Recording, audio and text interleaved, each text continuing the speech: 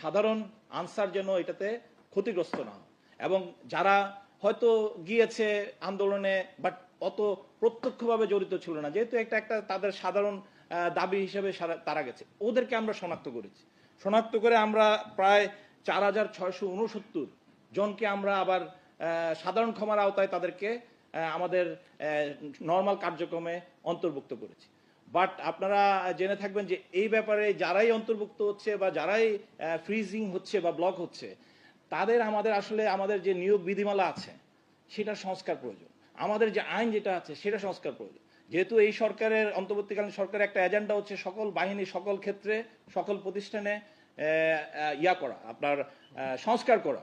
তো আমরা ওই প্রক্রিয়ায় এই নিয়োগ এরা যারা হবে, যেমন আগে ঢাকায় যারা ছিল তাদের কোনো নির্দিষ্ট জেলা বা ওই ধরনের কোনো ছিল না, সব মানে দেখা গেছে যে একটা হয়তো সুনির্দিষ্ট পরিধির মধ্যে ছিল। আমরা এখন নিয়োগ প্রক্রিয়ায় এমনভাবে করব যে যাতে কিনা সকল জেলার প্রতিনিধিত্ব এখানে থাকে, যাতে কিনা এবং এগুলার যেটা হতো আগে সবাই যার যার নিজস্ব চয়েস অনুযায়ী তার চাওয়া যে মনে করেন পাসপোর্ট অফিস, যে পাসপোর্ট অফিস আছে সে পাসপোর্ট অফিসে লাইন দিয়ে বসে থাকে, এইটা আর এখন হবে না। আমাদের নতুন নিয়োগ বিধিমালায় সবাইকে যে কোনো চাকরির মতো সবাইকে সব জায়গায় যেতে হবে, সো দ্যাট কেউ মনোপলি বা যে একটা এই ধরনের অনৈতিক বা অনিয়মতান্ত্রিক বা মানে শৃঙ্খলা বহির্ভূত কোনো কার্যক্রমের জন্য যেন কেউ তৈরি না হয়।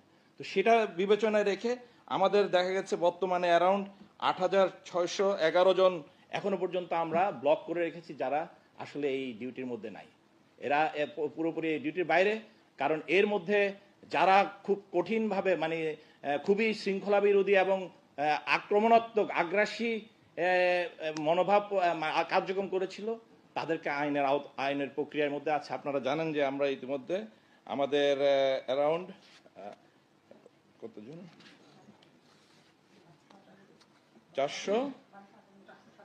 447 জন, ও আচ্ছা 447 জনকে আমরা অলরেডি আইনি প্রক্রিয়ায় অ্যারেস্ট আছে, 447 জন।